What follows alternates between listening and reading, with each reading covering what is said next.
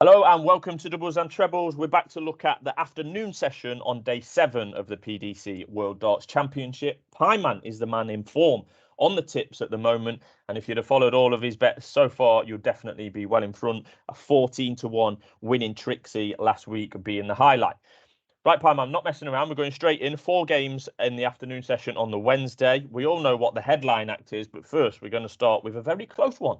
John O'Shea, 11-10 against Darius Labanauskas at even money. That is definitely what I would call a coin toss type of game. Yeah, definitely a coin toss. And I'm going to just favour John O'Shea, actually. Labanauskas trumping him in terms of Ali Pali experience. But O'Shea actually won the last meeting between the pair, and it was quite a recent one. 6-3 prevailed at Players' Championship 30. That was when he was trying to seal his Ali Pali spot via the Order of Merit on the Pro Tour. He needed a win on that occasion against Labanauskas, and he came up trump 6-3 win. I think this is a big occasion for the Joker. Former World Masters winner in the amateur circuit, very well liked within the darting circles. This is his Ali Pali debut. You can guarantee he'll have brought numerous people over from Corking Island to watch this game. Whereas Darius, I think, has had a pretty poor year by his own very steady standards. Darius, someone we've seen hit a 9-darter on this stage, so it can bring the best out of him. But I've been underwhelmed by what I've seen of him in 2022, and it makes me want to be with O'Shea. I think that there was a little bit of evens knocking about. You might get some late money for Darius, so maybe one I would play nearer the off. Yeah, the odds checker page on that one is broken at the moment, so that's why I'm not clicking it. But yeah, we don't have you on a screen share at the moment either, Adam. So hopefully that is an oversight on my behalf, Pieman. There we go. There we go. That's what people want to see. Yeah. Well, I mean, the good news is that my camera is still broken, but you can still see Pieman with his Merry Christmas message in the background. So, yeah, Pieman's on John O'Shea there, 11-10 in the opener. Then we're on to Martijn Kleermaker against Xicheng Han, who I did the preview on, the Chinese qualifier, who didn't actually win his qualifier, but got in because the winner of the qualifier had COVID. He's the biggest outsider of basically any player to play in the first round. Is it going to be straightforward for the big Dutchman? I think so, yeah. We've seen some of the qualifiers outrun their odds. Most notably, your friend Grant Sampson was a similar price to beat Keane Barry, and he duly obliged, but he obliged by averaging in the high 70s. You wouldn't expect that lightning will strike twice, because that is a pretty sort of substandard average for even the first round. The angle I like here is just Kleermaker, obviously a 1-8 chance. Anyone who watches darts a lot will know that if there's one thing Martijn Kleermaker can do, it's hit a 180. The big man absolutely loves the lipstick. Can be a little bit erratic on his doubles, but reminds me a little bit of Watamina in some ways, his countryman. But a very dangerous scorer. I see no way that he doesn't win the 180 count against Han here. So where he's 1-6 or 1-7, 1-8, whatever, to win the match with the most maximums, he's actually 4-5, which I just think is a tremendous bet. I don't see Kleermaker not hitting at least 3 or 4 180s, and that should be enough to get rid of Han. Subsequently, over 3.5 180s for Kleermaker in the game is 3-1. That is largely because it's only anticipated to go 3 sets, but that does still give him at least sort of 10 or 12 legs to hit 4 180s. So that could be of interest at a bigger price, 3-1 for 4 or more 180s from Kleermaker. But the 4-5 on him to win and win the maximum count was my bet. I'm going to guess that's with your usual supplier, Pieman. I think it was with SkyBet, actually. Yep, that's the one I considered to be your usual supplier. Right, okay, yeah. Kleermaker to beat Xicheng and scored the most 180s, 4-5. That does look insane, actually, Pieman. I'll be honest with you. That looks pretty big. Pretty heavy. And what price was the other one over 4? Kleermaker over 4? Yeah, 3-1. Right. I'll get them both down in the description as usual. Moving swiftly on to the third game in the afternoon session. This is the one for me.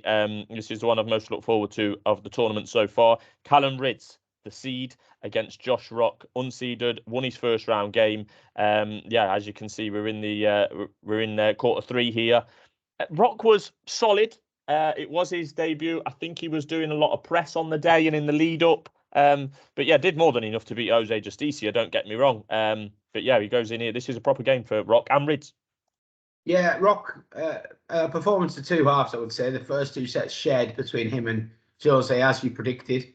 On our big betting preview, Jose making it a little bit of a challenge. But in the second half of the match, once Rock went 2-1 up, we saw the real Josh Rock average in that 4th set up towards a ton. And he was doing his usual bits and pieces there. He'll need to be on it from the start against Callan Rydz. Dangerous opponent. Let's not forget Rydz is the seeded player, as you mentioned, but he's out at a massive 13-5 best price to win this match. Anyone that watches this channel regularly will know that I have a position on Josh Rock, and I'm not an unbiased person assessing this match. However, I can tell you that even with my Josh Rock hat on, that Callan Rydz to win the 180 count is too big here. Josh Rock capable of firing in the 180s, don't get me wrong. He could go with anyone, but so can Rydz. And if Rydz is on a going day, he can out 180 anybody in the circuit. So I'm more than happy to take 15-8 about Rydz winning that 180 count. That'll be my only bet in this game, because I'm sitting watching it hoping that Rock's going to win. He's getting very short at 1-3. He's still got to go up there on that Ali Pali stage and beat somebody of Rydz's caliber. We know that Rydz hasn't had the best year by his own standards, but the last time we saw him on the Ali Pali stage, he was losing 5-4 to Peter Wright in the quarterfinals. So, I mean, his pedigree is on this stage is like chalk and cheese compared to Josh Rock. So Josh Rock, while he's a worthy favourite on all the data and all the stats and all the hype and the form, I just think Rydz is probably being a little bit too much overlooked. And I'm hoping that Rock's going to take care of him. But I think Rydz 15-8, most 180s, you'll get a run for that. Yeah, I like that one. And it's not Rock's fault, but anyone playing Rock, including Rydz, including possibly Nathan Aspinall, we saw it with Cameron Menzies in the Players' Championship finals. They're just going to well fancy it. It's not Rock's fault that he's getting this hype, but they're just going to well fancy it. They're going to think that he's getting too much hype, and you know he went off odds on. We saw in the tournament earlier on in the year against Aspinall and got beat. So yeah, they're going to be up for bringing down the hype train a notch or two. So that's Pieman's bet for that one. Callan Rydz in the 180s market. I've got no argument with that whatsoever. Dave Chisnall, Andrew Gilding, Goldfinger as popular as ever. Chisnall, this will be his first game. There's the prices there, 4-11 or 2-5. Chisnall and similar. The opposite prices for Gilding. Is Gilding's pace slower pace than Chisnall would prefer to play? Is that going to have an impact on Chizzy, or is he experienced enough to ignore it?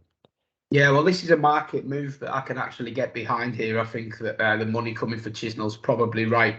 And while I won't play at 2-5, 4-11, I totally understand the angle.